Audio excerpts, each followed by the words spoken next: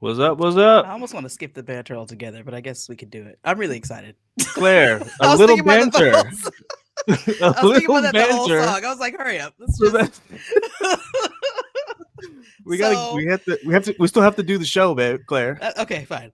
Still Um, gotta do the show, even though I the do guest want is to really mention. exciting. Yes, I do want to mention about less than 3 minutes ago. I found out that Paul doesn't know who Cynthia Erivo is, which Hmm. I started naming all the things that Cynthia Erivo was in, and as I was naming, I was like, Paul hasn't seen any of this stuff, so I forgive you, but also you should talk to your wife. I'm sure Taina knows who Cynthia Erivo is. Probably I'm does. positive she has My to. my wife So my wife is my connection to everything modern. Yeah, I don't do anything yeah, new until Taina tells me, "Hey, you should do this," or my friends do too. My friends, does she they'll. give you album recommendations too? Like if she listens to something that she likes, will she tell you? Or You know what? Believe it or not, our music tastes don't overlap that much. I believe that. She I likes wonder if she likes it. Let me she text might. Taina I right wonder now if she because I need likes to her. know. I wonder if she likes her. I'm about to She ask her. likes like I like hip hop. She likes trap music, and I Oh, hate and trap I don't music, listen to and she either of doesn't those really like hip things. hop. And you know what I'm saying. So I like um old gospel groups. She likes new Yeah. gospel art. You know what I'm saying? She likes old guys too, but she likes like the Christian music she likes is much more gospel. The Christian music I like is tends to be more like CCM type stuff, and I like Hmm. lyrics. I don't like the yelling, those kinds of things. So she's more DP, I'm more Aeolians, that kind of thing. So our taste, we like some of the same stuff, but our tastes don't overlap that much. Now that you've said all Well, of so that, she don't so she don't really give me music recommendations and vice versa. I wonder if she's a Cynthia Erivo fan. She I might don't not know. be. Well, she just came out with a new album. It's fantastic. Before I forget, I'm going to say this right now. Like, share, and subscribe because I forget to do Like, this share, every and single episode. subscribe. So I'm going to say it What's our now show before I about? forget again. So, is that my Not, cue? no. The show. Oh, CP, the Club oh PK. What's yeah, club? yeah, Why, yeah, why yeah. are we here? It's we Why are talk we about the here? lives of I'm sorry, I should say this enthusiastically. we we talk about the lives of pastors' kids because of course Paul and I are pastors' children. And we feel like our experience is unique, but we also feel like our experience is not discussed. So there are a lot of people who just have no idea what it's Mm-hmm. like to grow up with being in a pastoral family. Mm-hmm. So we kind of started this show to start to bridge the gaps between the communities that know and the communities that don't know. We just want to give people a platform to talk about their lives and to offer encouragement, to laugh, to support, to chit chat, and to give people a sneak peek into what being a pastor's kid is like. So There you go. We that's and what the we show's try about. we try to have a variety of guests, and of course, most of the people we've had on so far are people that we know personally. There's a couple people that we just met, and then we had them on the show. But try to have a variety of guests, young, old, people who enjoy their experience, people who didn't. Just Mm-hmm. want sort of a wider tapestry um, of people that we want to talk to. So if you know someone who's a PK who has an interesting experience, hit us up. I mean, just hit us Mm-hmm. up on our Facebook page, which is at CP Nix on Facebook, or you can email us Two. cpnix2, Mm-hmm. the number 2 at gmail.com. Number two. So number number 2. So You look so healthy and and youthful. youthful. So Don't you want to tonight's ask me guest. don't you ask me how I'm doing and what I did Oh today? yeah, I'm sorry. Yeah, I'm sorry. Paul, how are you? I apologize. I just haven't seen her in a long time. But how are you doing, Paul? I'm doing okay. I'm a Great. What did little you do today? well. I did some. I'm undertaking a couple of new hobbies this summer. One is I'm trying to become a yard guy. Is this a true story that you're telling? Yeah. Okay, it's the first time I'm hearing this. Okay, go Yeah, ahead. trying to become a yard guy. So I bought a lawnmower and I bought a hedge trimmer and What is happening? Why? I bought a. Cause I'm trying to become a yard guy, and I bought a weed whacker, and Wow. I've been out there doing stuff, and Theo is out there with me and pushing the lawnmower and trying to help Nice. and stuff like that. He wants to do everything I do, so it's kind of cool. I'm like, hey, you want to help Daddy with the lawn? He's like, yep, and put my shoes on, and we're outside, and he's running around in circles, and I'm mowing the lawn. Right, I was about to He's not actually helping, but he's out there. So today we had a tree, with storms and stuff here in Huntsville. So we had a tree hit by lightning and fall sort of into the yard a little bit, like two hmm years ago. And it's been so long that the area around the felled tree has grown and it's turned into the woods. So one friend of mine has a chainsaw, and I was like, hey, can you come over with your chainsaw and we can try to get this tree out of here? And this was a few weeks ago, and then today was a day he could do it. So we were out there today. He with his chainsaw, me with my hedge trimmer, and we were doing this. This feels.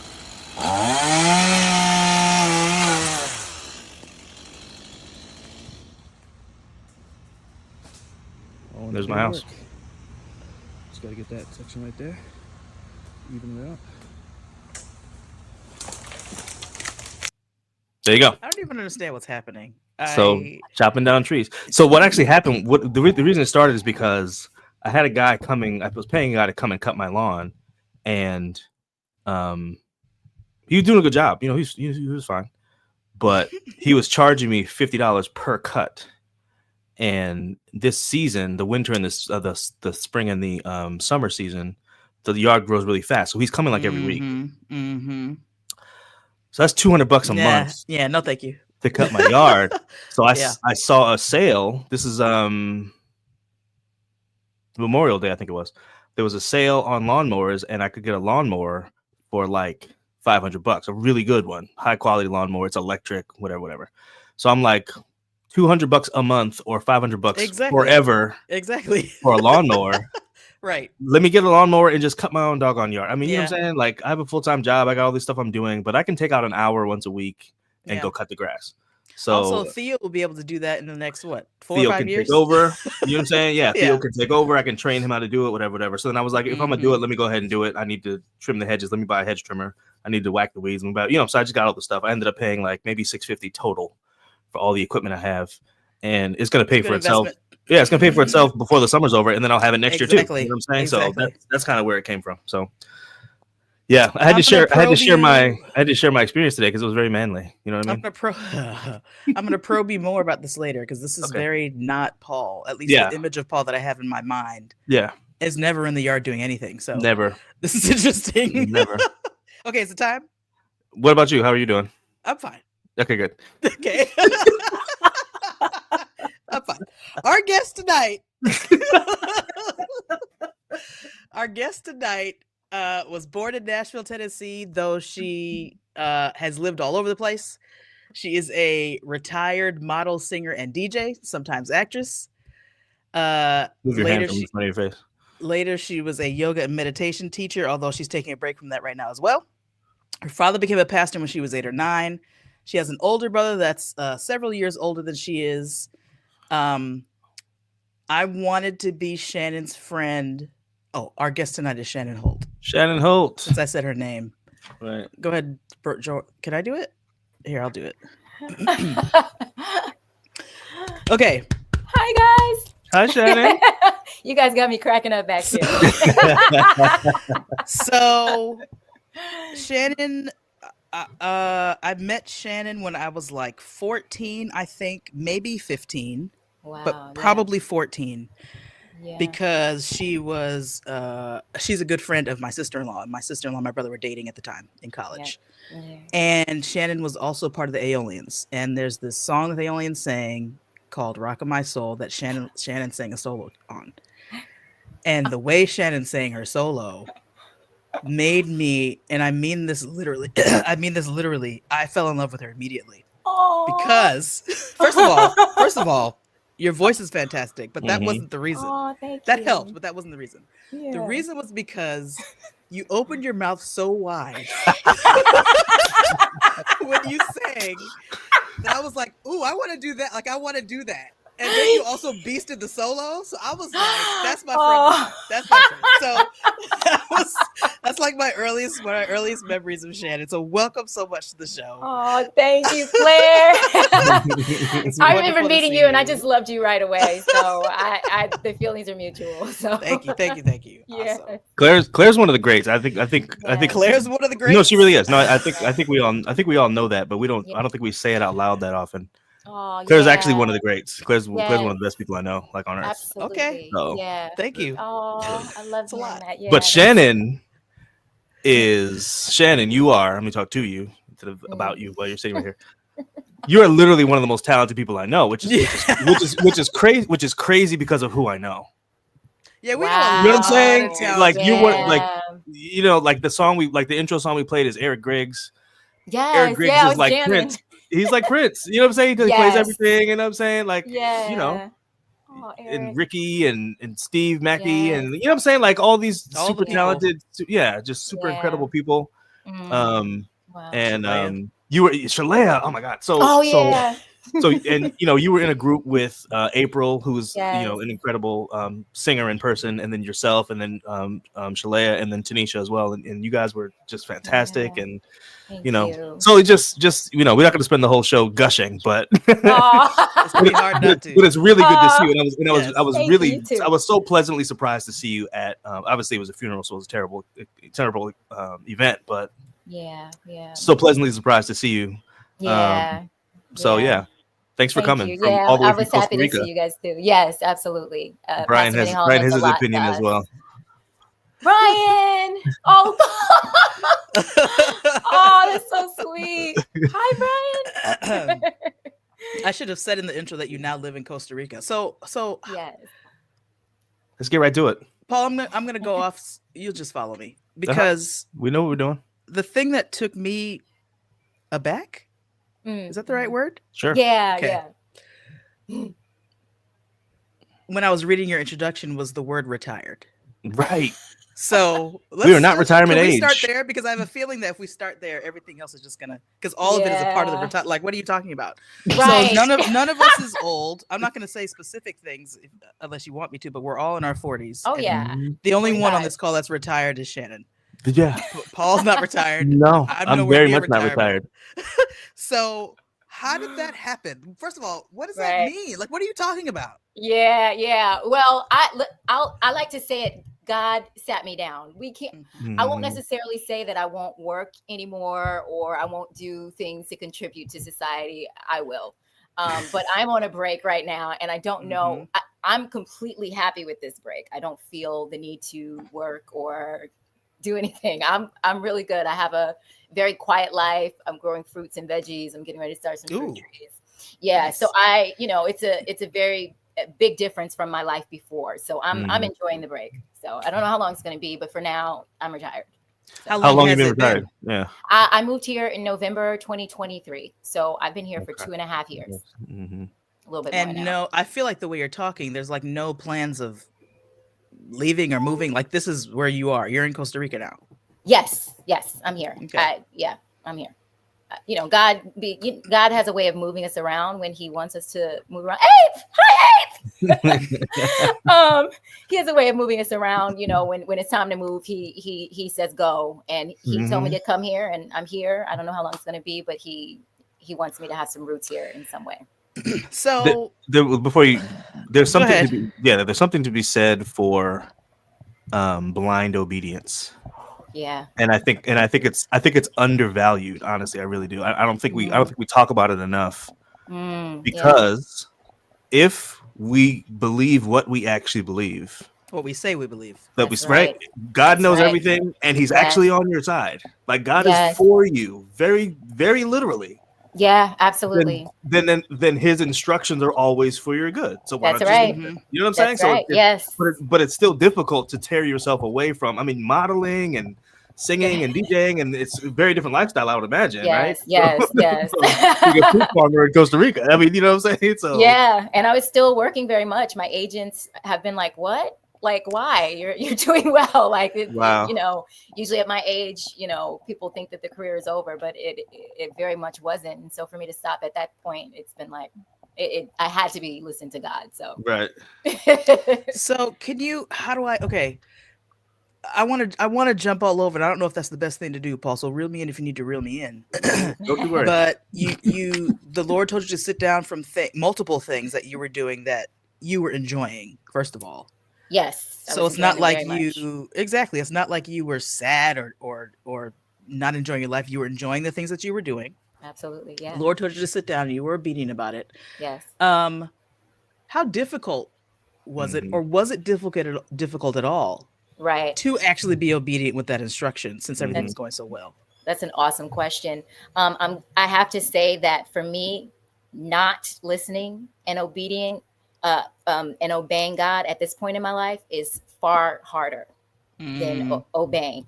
I have been in a situation where God is saying something to me, and I'm like, and I'm trying to do my own thing. Yeah.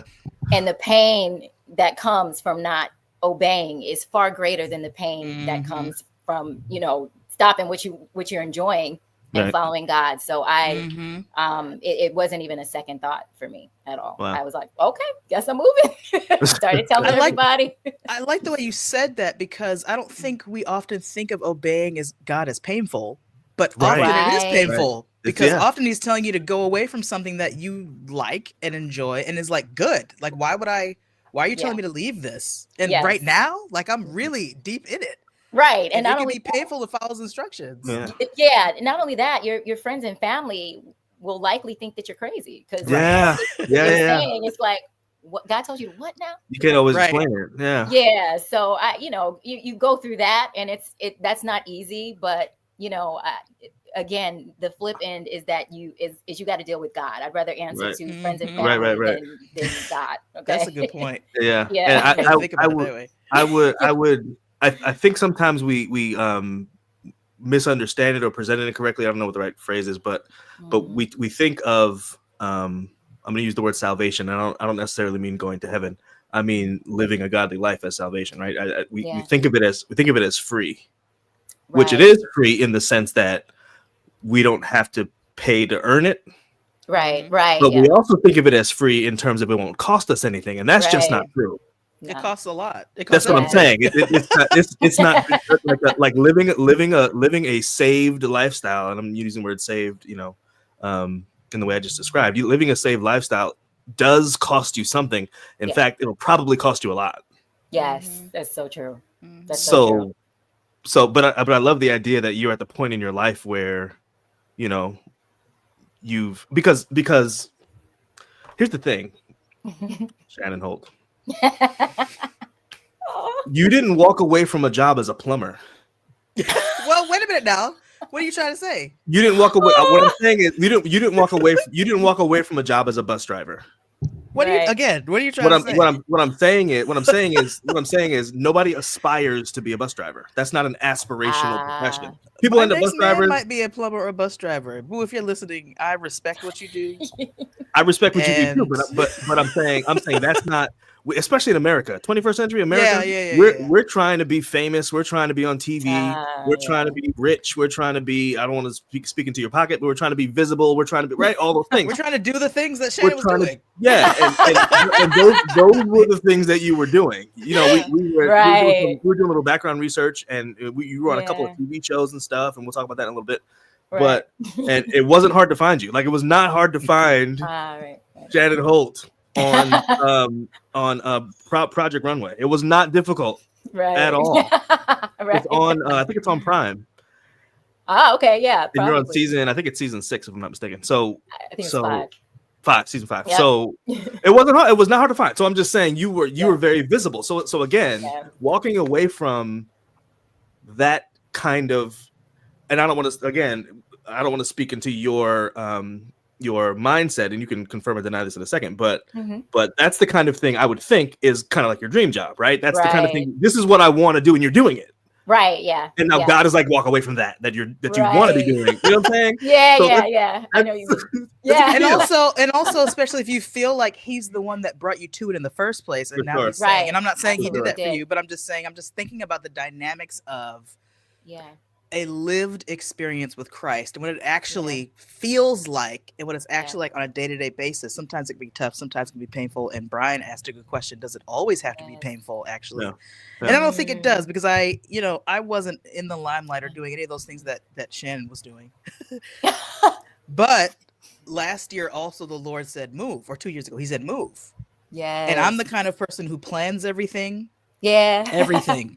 Yeah. I have plan A, B, and C, because I don't like feeling like I like being independent. I don't like feeling like I'm weighing anybody down. So I like to have all my ducks in a row. Absolutely. And he put all my ducks in a row except for a job. I moved here without a job, which is the That's most how he does irresponsible it. thing you could do. That's how he does it. Yep. But I was like, no problem, because Yeah. everything else that had been planned by him. So I was like, it wouldn't Yeah. make sense to me if Yeah. he moved me to Just Maryland to be home. Like, that would be weird. and just decided to drop the ball You all know of a what I'm sudden saying? with that. Right. So in that way, it was actually easy for me to trust, because he had Yeah. shown me, I got you. Yes. Like, I know what I'm doing. I Yes. got you. Just follow instructions. So I was like, okay, cool. And of course, I wanted to leave where I was, so it wasn't a difficult, it wasn't a difficult Right. decision. Yeah. But yeah, moving without a job is something that's very not Clarice. Like, I Right. don't do stuff like that. Right. And Yeah. he let me not work for 3 months, which Yeah. I would Yeah. needed. Now, it Right. wasn't quite how long you're not working. So I need the secrets. Whatever it is you did to make that happen, let me know. But yeah, it's just it doesn't always have to be painful, but sometimes it really Yeah. can be, because you're leaving something that you love. Right. Yeah. You know what I'm saying? So Yeah. Absolutely. Absolutely. Yeah. There's a question in there somewhere. the question is, how did you get started Mm. Okay. in your, which career do I want to choose? Let's start with singing. Yeah. How'd you get started with singing? Oh, wow. Well, singing was a passion of mine. And, I was doing that since I was 2 in my dad's church. And then I tabled that because it doesn't make money. There's so many people in our society, in our church, that kind of try to steer you away from music, because it's like, oh, there's no money in that. That can be a hobby. So I turned away from my earlier passions so that I could have a job that sounded good, or, make more money. So I went into finance and started working in the financial district for 5 years in New York City, and was absolutely miserable. And, I was doing well at work. I was getting raises and what do you call them? Promotions pretty much every year. You're so retired that So you retired, can't even remember the what do you working people call it again? When you're at a level and then they bring you to another level. What is it called? It's a work term. It's for you working people. Yeah, but yeah, I was doing really well, but it just wasn't fulfilling, and I was missing the music. And so I started singing background for people, and then I got my own manager. And so I kind of went back into music in that way, but I was doing it in addition to working, because once you get that steady paycheck, it's very difficult to walk away from that. That's a trap within itself, I feel. And so I stepped away from music to major in finance, did finance wholeheartedly for 5 years, and then slowly got back into music, writing my own music and things like that, and got very close to signing a record deal that just didn't feel right in my spirit.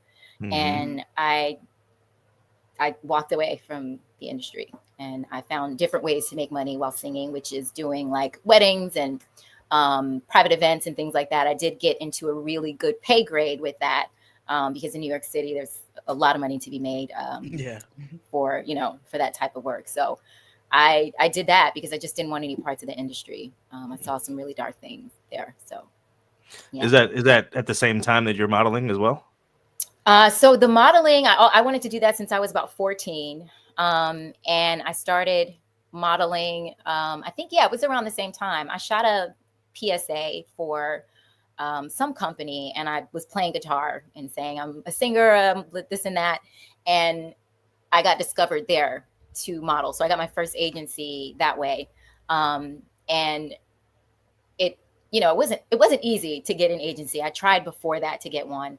But then after that, then I had to get my own agency again. And it was just, that industry is also crazy in and of itself. So, but finally I got with the right agency and I got my stride. And so I was doing music and modeling at the same time. And they really worked well together, because the music was just really on the weekends, and the modeling shoots and castings were all on the weekdays. So I had these two things that really worked well. Uh-oh. No. Costa Rican internet. Wow. You want to do commercial? Because I think she might be like, she's frozen. Yeah. She's frozen. All right, we go commercial. We'll be right back. Well, I want her to see the commercial, man. I know, I do. I want her to see it too. I'll do the serious one first. How about that? Okay, yes. This is not the funny commercial, guys. This is not the good real one. This is the real commercial. I'm gonna show a commercial for our actual book, which exists, and it's not a joke book. It's a real book where we try to help people develop a relationship with Christ. That's what this commercial's about. There's a funny one coming. It's later, but I want Shannon to say it. So I'm gonna save it. Here we go. I love reading books that help bring me closer to God, but once I put the book down, it's sometimes difficult to take the principle I just learned and apply it to my daily life. You know, sometimes something similar happens to me after leaving church. I go to a great service and I feel spiritually fulfilled by the music, the preacher, the fellowship, but I don't always know what to do next. To help solve this problem, we've created a unique resource to help you live your life with God more fully. The God is a Person workbook includes additional practical steps and challenges that can be done individually or with a group. They are designed to help bridge the gap between the decision to live with God and starting a lifestyle of living with God. Each practical step also includes access to a short video where we give further encouragement and insight. Visit cpnix.com or Apple Books to order your copy today.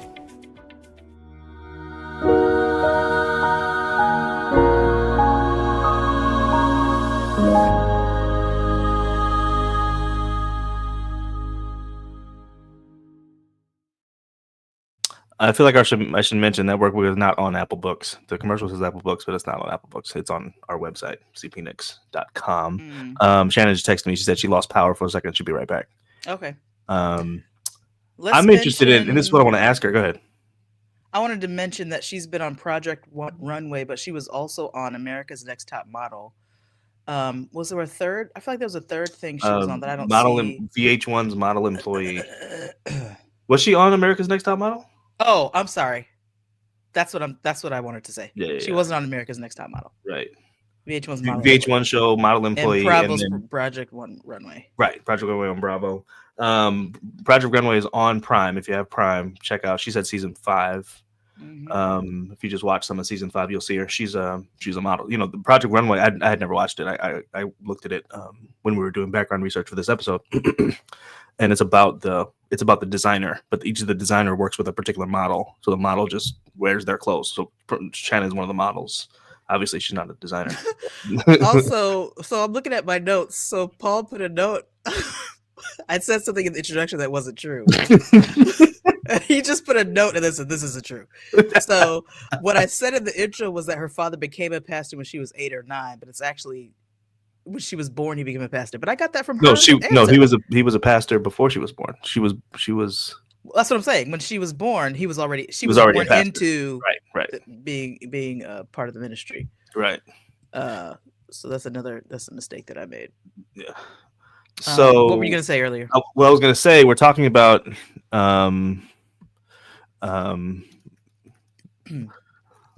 we're just texting Shannon now. Okay, she's back in a minute. So we're talking about her getting into modeling, and one of the questions. Oh, here she comes. Now that she's here, I can just ask her. Mm-hmm. Hello. Hello. Welcome to Costa Rica, everybody. Yeah. That's what I said. Costa Rica Paul was joking on you like real bad. I'm sure it was. Yeah, it's just one of those things. Oh, come on, man. As solar panels, and they store their energy, and they have this problem. So once I do that, we should be okay. Brian says that he doesn't want to put it in the chat for some reason. He says, tell Shannon she's got a stain on her shirt and he's got some club soda over here. He can get that right out for you. Let's also say that's an inside joke. I forgot about that. Yes, that's an inside. I did that to Shannon like twice a day for 4 years. Like it was. It's so true. It's so true. What were you gonna say, Paul? What were you gonna ask her? Well, we're talking about getting into modeling, and I'm interested in. Okay, so I've had one student that I can think of who articulated while she was a student, I want to be a model professionally, and when she said it, I thought of you because you're first of all you're the only model I know, but secondly, she kind of looked like you. Like she's tall, she's slim, she's dark skinned, she has long hair. And so she said, I want to be a model. And so my first thought was, yeah, I can see that. right? Right. Yes. Because of Yeah. you, right? I'm like, oh, Shannon did it. Right. I can totally see that. But my question is, Totally. from your perspective, Hmm. how do you? I don't mean this. I'm not trying to be sarcastic. I have to preface that because you know me, right? I take nothing personally. Yeah, Don't I'm not worry. trying to be sarcastic or anything. It's Uh-huh. it's a real question. How do you think to yourself, I want to work in beauty? You know what I mean? Yeah. Like Yeah. you see what I mean? Like Yes. how does that work? Absolutely. When I was little, I want to say probably, I don't know, 6, 7, something like that. My mom and I went into a Macy's store, and there was this beautiful, gorgeous Black woman, and I never remember her name, but she was everywhere at the time. It was in the 80s, and I was like, wow. And she was just breathtaking to me. And I never. You never know what it takes to model, or the height requirements or stuff like that. Everybody wants to be a model. So when I was little, I used to do these little fashion shows at home. And so anytime anybody bought me clothes for Christmas, they would say, go ahead, Shannon, model it. Oh wow.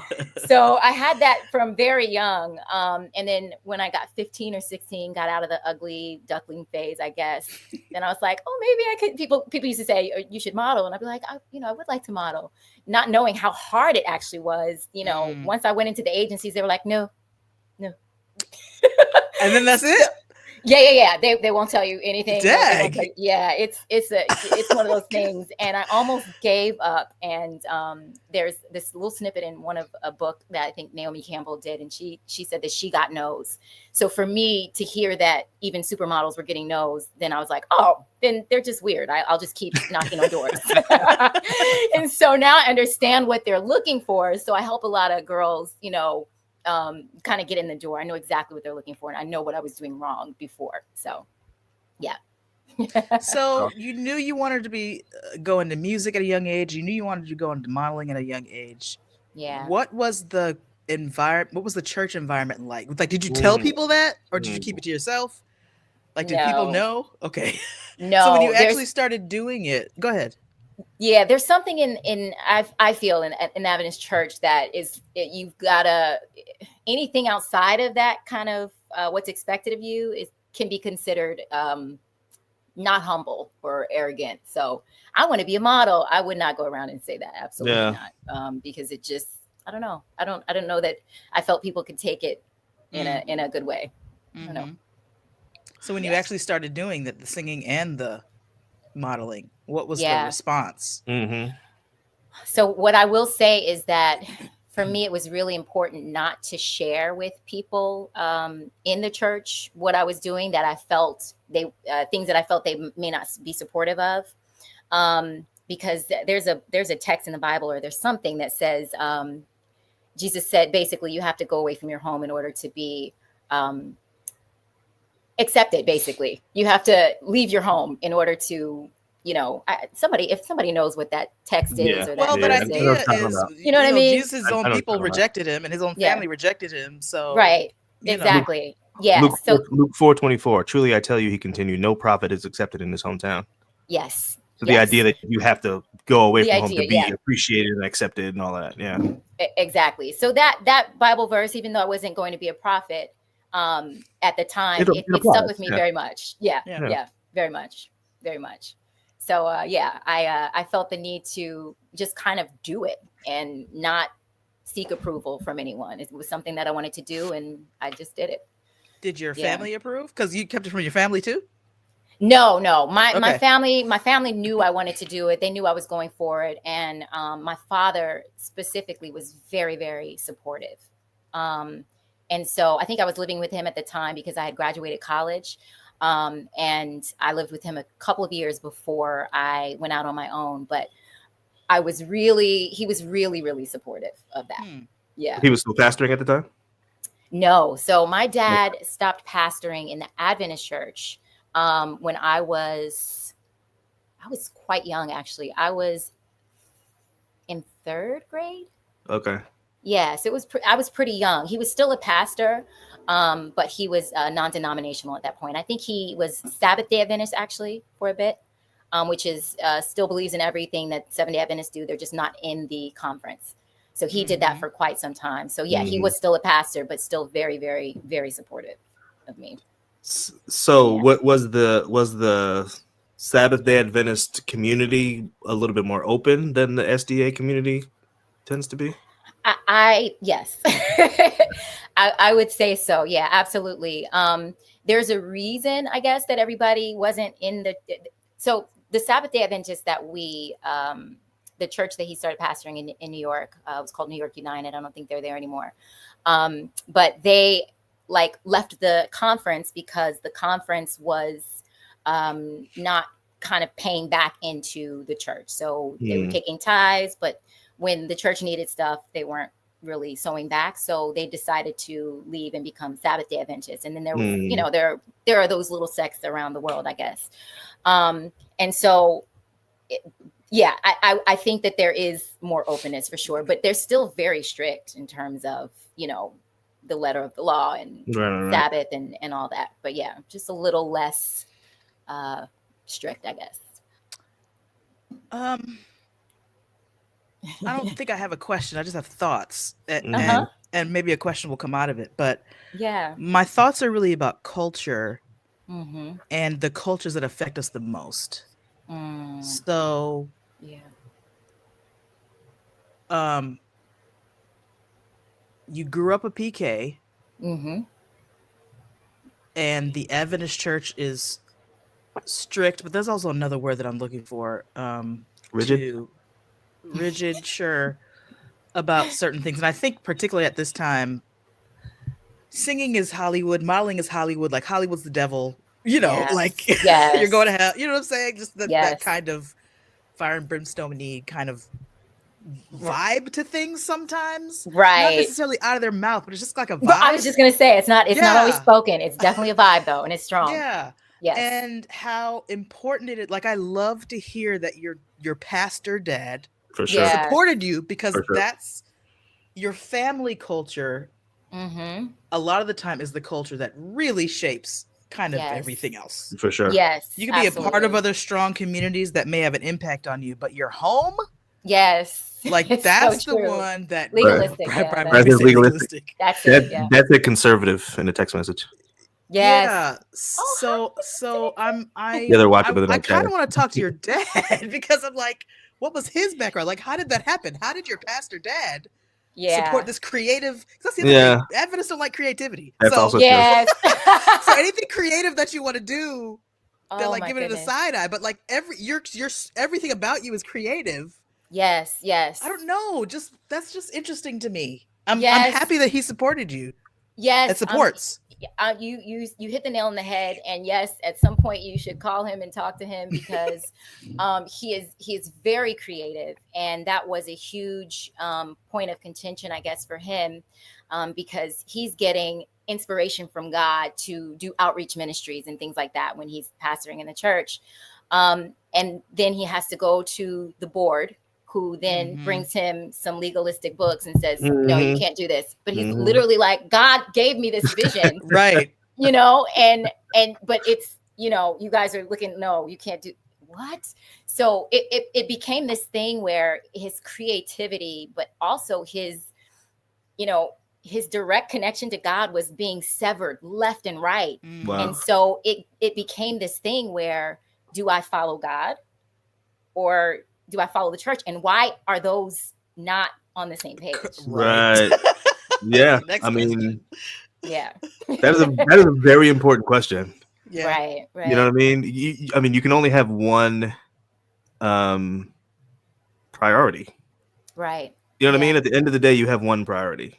Yes. Yeah. Is it the absolutely. church or is it God? And they shouldn't be in opposition, but they might be. They might be, and oftentimes they are. Oftentimes they are, yeah.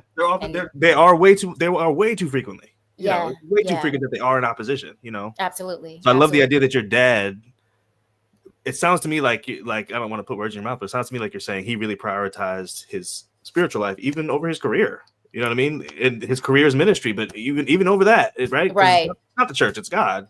Right. But it took him a long time to get to that. Oh, wow. Long time. Yeah. He started pastoring, I think, out of the seminary in 70 or something like that. And so he was in the church probably 15 years at least. And so it didn't matter the church that he was in. It was always that same kind of, the board shut it down. Wow. Nope, the board shut it down. Wow. And my dad is a praying man. So, I understand if you're shutting down egos, that I get it. But my dad is, he wasn't that. So it took him a long time to get to that point where he said, I can't continue to ignore, the voice that God is, giving me. So did you see him struggling with that? Or did you recognize it even? Because you sounds like you were a kid when it was happening. I was a kid, so I had no idea what was happening. I had no idea what was going on. He didn't want to share that with me. There were a lot of other issues that were going on with him in the church. We don't have to get into this, but that ultimately is why he left it. He probably would have stayed where just the creative issue. But ultimately it was some other stuff. Some other stuff, right?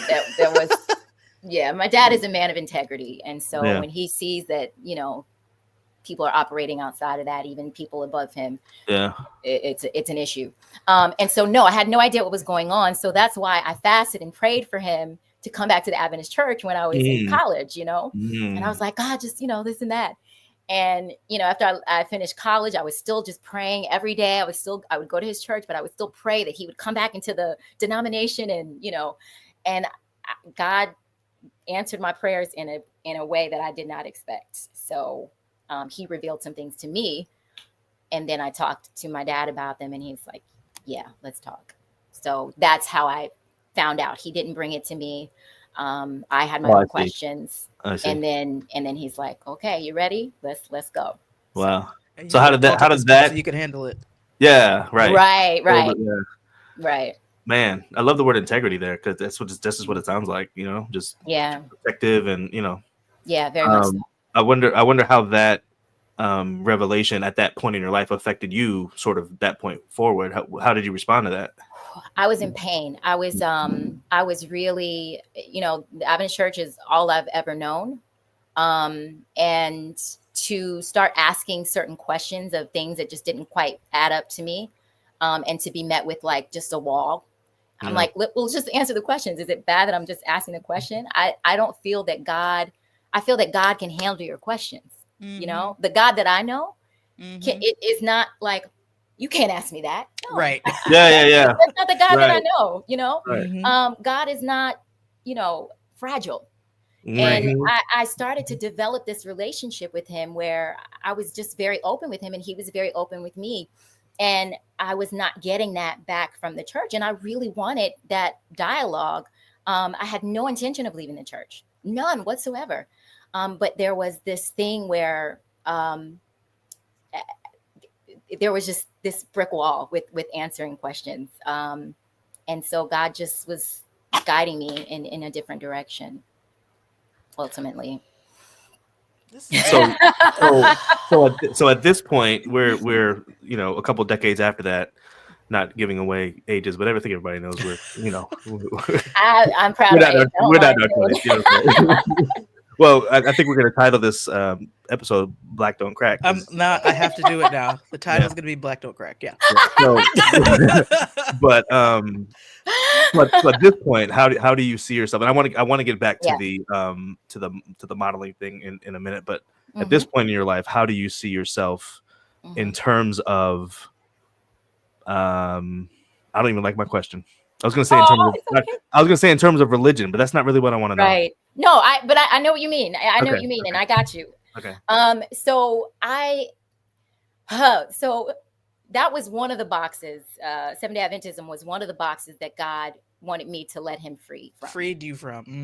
Yeah. And then there have been stages of my relationship with God. And so at this point, I do not have a title for it. I don't consider myself religious. But I know that I have a strong relationship with my creator. That's what I know. And, I at one point, I think I became agnostic really for about 10 years because there were some questions that I had even after I'd left the Adventist church. And I said, God, I'm gonna need you to answer this for me because I have I think quite logically and kind of this like, a little black and white sometimes. But I said, God, I'm going to need you to answer this for me. I was meeting new people and new friends in New York who were in other denominations, and they were challenging what I thought I knew about the word. And I was like, no, the Bible says this. They were like, no, it doesn't. And I was like, yes, it does. And I was like, I'm going to find it. I'm going to go find it for you. And now I couldn't find it in the Bible. And where it was in Ellen White's teachings. Oh, wow. So there was this kind Culture. of blurring. Mhm. Yeah, there was this kind of blurring. I'm like, all my life I thought this was in the Bible, but it was a teaching of Ellen White. And that's not okay. I should know the difference, right? And so that kind of took me into my own study. And then years and years of that, I got to this point where I was like, God, listen, I need you to answer this question for me. If you are there, are you even here at this point? I need you to answer this for me. And when I tell y'all that God was silent for 10 years. Wow. 10 years. That's tough. God. That's tough. 10 years. And That's I tough. mean, you're talking about somebody who, they used to say, oh, Shannon can get a prayer through. People that, that you call them to get your prayers through. You're a prayer warrior. Yeah, I was that person. And so it was very difficult for me to kind of step away from that and be like, wait, I'm questioning even God at this point, because I had questions about the Bible, the validity, and all kinds of things. I was going really deep, and God was silent for 10 years. And I went through a grieving process of maybe there's no heaven, maybe there's no this, I went really, really deep. And then I was crying. I would wake up crying every single morning. Like my pillow would be soaking wet, just grieving the idea of, okay, maybe there's not God. And 10 years later, he came back in a way that I would have never accepted him if I had not gone to a blank slate. Interesting.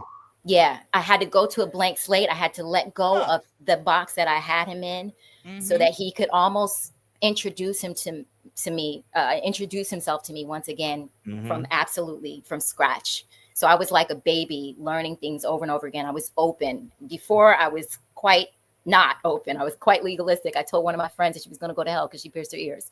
So I was, I went through that phase as well. So it's been a journey. Hence the silence. You had to unlearn. I had to unlearn a bunch of stuff. I had to unlearn a bunch of So stuff. how did he come back? You can't stop the story there. Can you share that? I can share it, but it's probably going to be a whole other podcast. But episode 2. We've done a part 2 before. All right, part 2. Oh yeah. Give us the quick version. Give us like the 90-second version. The quick version was that I began to experience myself as a soul, as a spirit outside of the body.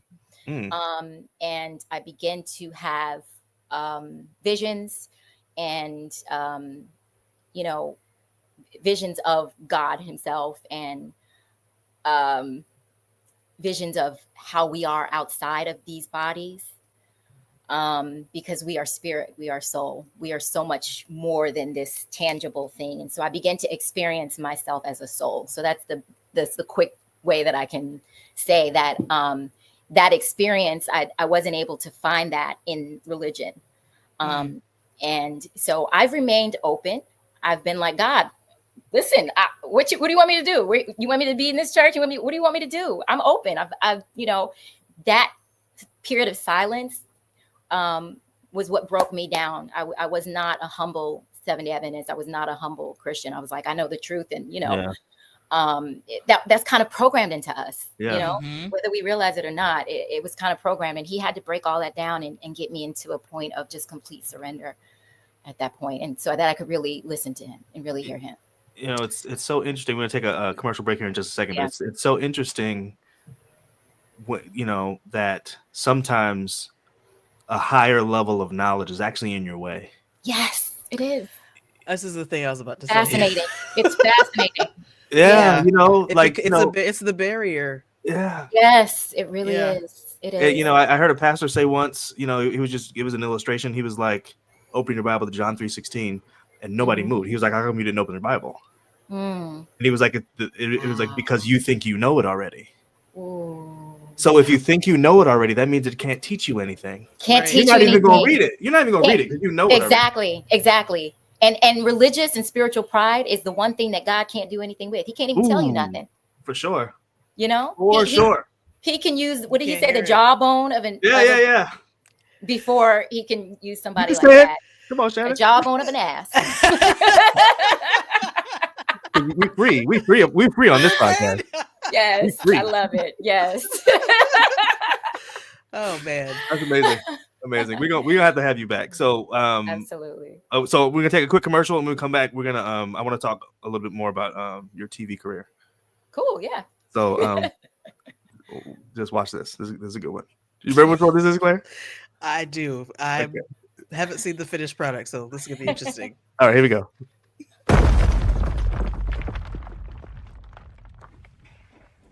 Finally, CP Nix is back on the airwaves.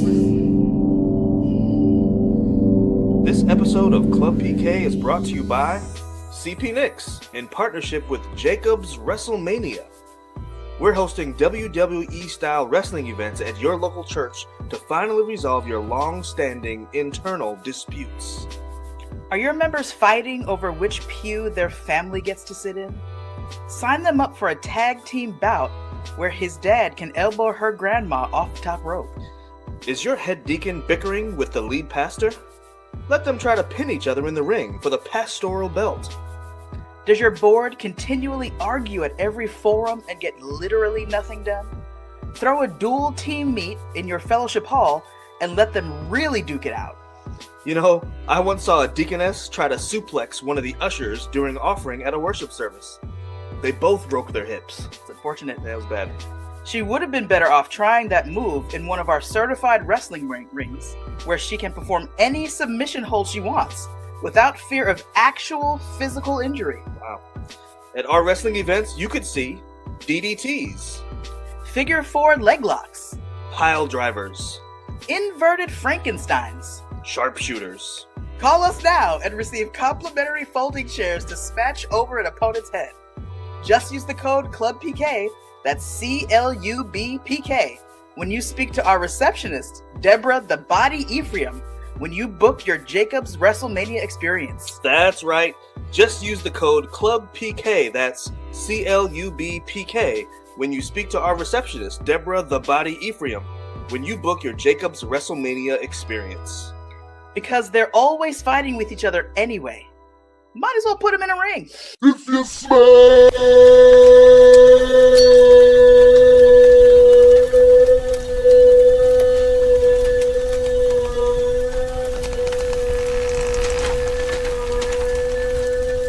what the Lord is cooking.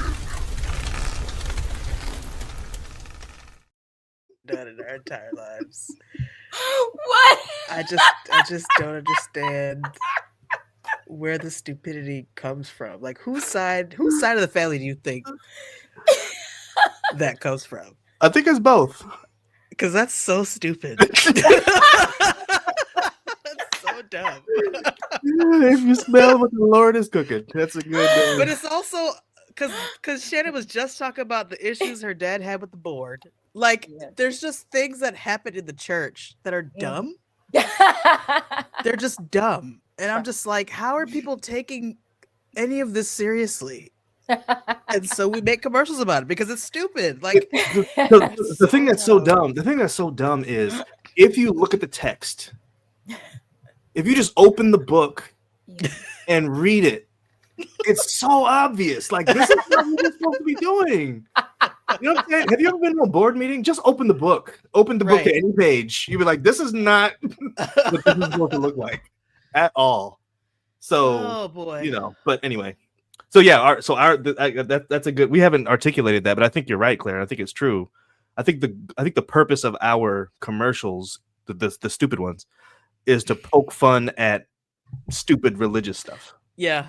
right? Is And help you kind of see how dumb it is. Yeah, there's a lot of And that. I think and sometimes Shannon's you're putting closing in. all of your energy. Oh man.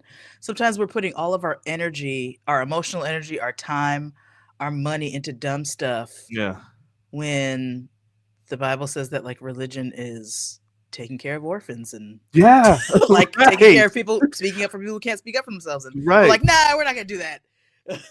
Let's have a meeting about, create a nominating committee to the nominating committee to nominate people for the committee. I was like, what are you guys doing? Yeah, yeah. That's the field side of the family. The April said that commercial's her favorite. That's the one that April I wanted you to star in, but we didn't get around to. April was going to be Deborah the Body Ephraim. Yeah, but we didn't get around to it. We didn't get around to it. We actually the last group of commercials we recorded are the dumbest ones so far. So no, they are. so there's a few more coming. Again later this month, and then in July we got some really dumb commercials. I can't wait for the 4th of July. Oh my goodness, that's a good one. That's gonna be a good one. I know exactly which one that is. That's gonna be a good one. Okay. I wanted to we gotta wait for Shannon again. Yeah, we gotta wait for Shannon to get back. We're almost out of time though. I want to ask her about the TV stuff. Yeah, I'm interested in how do you get on TV? You know what I'm saying? Like you see people on TV all the time, and she was on 2. I'm gonna call them reality shows. I guess they're reality shows because they were like contest shows. Contest shows. Yeah. And I guess she sent in an audition. I'm really wondering like what the process was like when she watched it, or even if she watched it. Just because you're in it doesn't mean you watched it. I'm wondering if like they edited her differently than she actually was, or if they edited her. There she comes. I'm gonna ask her. Honestly, yeah, it's a. So we're talking about your TV stuff. Yeah, we're talking about your TV stuff, and let's wait again. Oh, there she goes. In particular, we're talking about what? The TV. Your stuff. TV stuff. Yeah. Well, my one question is, how did you do that? Oh, right. So I got in through modeling. So I had my modeling agency. I never wanted to act or anything like that. But some TV shows will say, hey, we need some models for X, Y, and Z. So obviously Project Runway is one of those, as well as Model Employees. So they'll call the agencies, they'll book you through the modeling agency. So that's how I got into that. And then I got some TV roles and film and stuff that way as well. So yeah. You didn't have to audition for Project Runway or Model Employee? They just kind of grabbed you? No, Model Employee was an audition for sure. Project Runway typically is an audition process. But I actually had filled in for a model who just didn't show up from my agency. And so my agency called me. It was like 6:00 in the morning. I was like, hello. And they're like, hey, how fast can you get to Parsons Studio? And I'm like, what? And they were like, one of our models didn't show up. Looks really bad for the agency. Can you go and show up? And so I was like, yeah, I guess I can be there in like 30 minutes. So I got there, didn't know what Project Runway was really. There were cameras everywhere as soon as I got there. And I'm like, what is happening now? And I had really just started modeling at that point. So I maybe had a few jobs before that. So that my first, probably was like my 3rd job was in front of everyone. Wow. Yeah. Yeah. So I kind of just had to adapt to that really quickly, but it was fun. Did you watch any of it? Because like my next question was if you felt like they edited you the way you actually were. Right. Yeah, I watched them. We used to have watch parties, me and some of the other models, and we'd watch them together. And it was very interesting at that point to see how editing works and how they try to, the cameras really are there. You really are behaving the way you're behaving, but they do know how to edit it in a way that it just looks worse. They're creating stories, basically. They're creating stories, exactly. Yeah. So, but on Project Runway, it's not really about the models, so there was no problem really with me on that. It's about the designers, yeah. Exactly. Yeah. Exactly. What is the buffet like at a model watch party? What are y'all laying out in the spread? Is it cheeseburgers and beers, or what are we doing here? I have to say, models can eat. I will say that people think that models don't eat. Models eat. If you're making money, I would say the younger models that are just getting in, that are away from their parents and stuff, the really skinny ones are skinny because they can't afford to eat. Oh, wow. I've been saying that for years. Yes. Oh my gosh. I've been saying that. It's not even a choice. It's a lifestyle that's thrust upon them. Yes. Wow. And then you do have some agencies that are, telling the models to lose weight, but most of them are really skinny because they just literally can't afford to eat. So that's the other side of that. Wow. Well, that changes my whole perspective. Yeah, So thank you yeah. for saying that. Yeah, you're welcome. But like when you do get into the point where you can eat, like, my friends and I, we'd have free days in the middle of the day, in the middle of the week. Hey, you working today? Okay, no. All right, let's go for brunch. Okay, let's go for this. And so, and then we eat. Like it's when you're doing well, you can do that. So it was really beautiful. That's awesome. Yeah.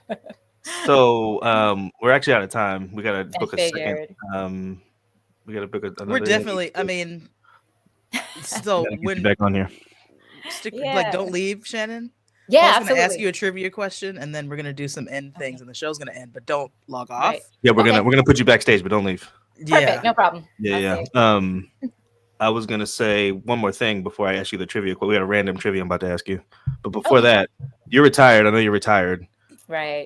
Are you so retired that if there was like a movie coming and I was like, "Hey, Shannon, you want to be in my movie?" How would you respond to something like that? So I am open to like projects here and there. Like I said, I still fly in for some music stuff occasionally. So yeah, I'm open. It's not like I'm have a ton of things on my schedule. I have to go make sure that somebody waters my plants when I'm gone. That's the main thing. So waters my food. Right. So yeah, I'm open. Okay, cool. I'm talking to one of my producer buddies right now, and he's asking me, "Do you think she'd be good for this part?" And I'm like, "Yeah, I do actually think she would." So, well, I'll hit you up. Okay, here's the random trivia question. Random. You were on season 5 of Project Runway. That's not the question, obviously. Who was the winner of season 5 of Project Runway? Dang, y'all gotta do this to me. Wait. We were friends. And I don't remember. Tia Shipman. Now there's two things we could do right now. We could either say you're wrong, or we could say the internet's wrong. Because that's not what the internet told us, but the internet be lying. I think the internet's lying. I'm pretty sure Tia Shipman won season 5. Season 5. Yes. The name I have is Leanne Marshall. Well, yeah, she was the designer. So they don't. So Paul's wrong. No. You said the show was not about the model. Sorry, it wasn't. So you. Sorry. It was it was Leanne Marshall who was the designer. I'm sorry. You see how much I watch it. My bad. Her model was Tia Shipman. You're right. The model was Tia Shipman. That is correct. Okay, so you were right, adjacent. You were right. That's fine. You were correct. Do I get a prize? Yes, you get to talk to Paul later about this project, obviously, that he wants you to work on. That's your prize.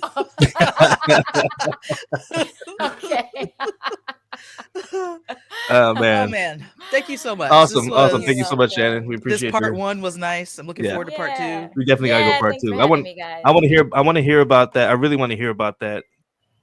The way God revealed himself to you. I want to hear a lot more. We need to hear more about that. Really Okay, absolutely. So and we can always talk. We didn't get to DJing either. We can talk about that too. Yeah. There's been many lives. Right. Mm-hmm.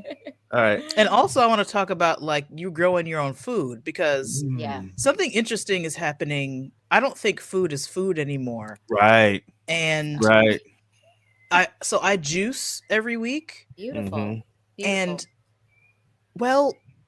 where you get your ingredients matters. It matters. It does. Because my body feels completely different when I get my produce from the farmer's market than if I get it from the grocery store. Yes. And I'm like, I can't go to the grocery store anymore. It's bad. It's bad. Anyway. It is. Yeah. There's somewhere in the Bible he says that you need to run to the hills, and to me that grow means your own stuff. Grow your own fruits and vegetables. Yeah. And so that's what I'm doing. I had, you know what, Claire, now that you say that, I'm gonna start going to the. I don't go to the farmers market for. I buy produce every week. You know, I have a child in the house, so I normally go to the farmers market to do that. But I'm gonna start doing that. That's a good idea.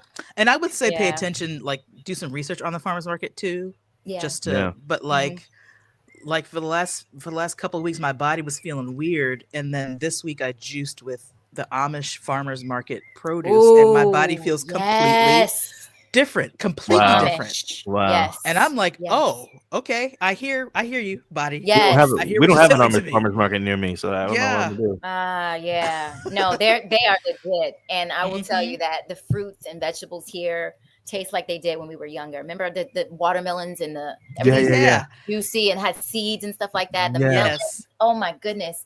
It just doesn't taste the same. And here it does, and it's fantastic. So I eat so much fruit. It's so good. It's amazing. That's why your black's not cracking. That's it. That's it. That's it right there. Amen to that. Anyway, thank you so much. All right, thank thank you, you Shannon. so much. You're so Shannon. welcome, guys. coming Thanks for on. having me. Yeah, I love you Yeah. guys so much. So Love good you to see too. Don't Well, leave. yeah, don't leave. I won't. We're Come gonna back kick you later. off, but don't leave. No problem. All right. Yeah, That was fun. That was great. I feel like that might be the most excited I've been to talk, and I'm excited. I'm not being. We have really good guests. We have really good We have guests. really good guests.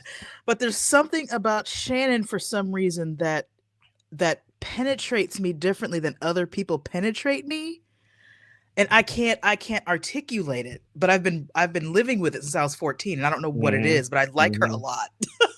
I just like her a lot. So I'm glad she came on. So Shannon, let me make sure this is true what I'm about to say. I think Shannon is the person who reminds me the most of April. Out of everyone you know, or yeah, out of in April's terms- friend group. Out of everybody on Earth, in terms of just kind of energy. Yeah. You know what I mean? So obviously, they do different things or whatever. They have some similar talents, but they do different things, all kind of stuff. But the energy is similar, and for me, it is anyway. And It feels good to be around them. right, yeah, that's kind of what I mean. They're Yeah. just they're kind of a room brightener. You know what I mean? Yeah. They're, both of them. They kind of give you that same. Which is interesting because, and I've spent more time with April than I have Shannon, but something that's interesting about April too is even when she's not in her best mood, she's still brightening the room. You know what I'm saying? Like I still feel better about myself when I'm around her, even when she's just down a little bit. yeah. So it's just weird. I don't know. It's just not weird. physical. That's why I'm so interested in what Shannon has to say about that non-physical thing that God is showing her and how He revealed Himself to her in this sort of the spiritual way. You know, God is spirit, as we know. Are you frozen, or am I frozen? Okay, Claire's frozen. She frozen for you, Shannon? I can see you. You can just nod. She is. Yeah. Okay. All right. Well, we're done. So I'm just gonna end the show by myself. Thanks for tuning in, everybody. The Club PK. We'll be back in a couple of weeks with another guest, but we're going to have. Oh wow, her laptop just shut down on its own. She said so. She will not be back. She'll be back in a couple of minutes, but we'll be off by then. Join us in a couple of weeks. We'll have another guest on, but we're gonna have Shannon back on soon. We'll talk about that and we'll get that figured out. And then also I'm going to try to figure out how to get her into my movie. So thanks for tuning in, everybody. Really appreciate you guys. And see you next time.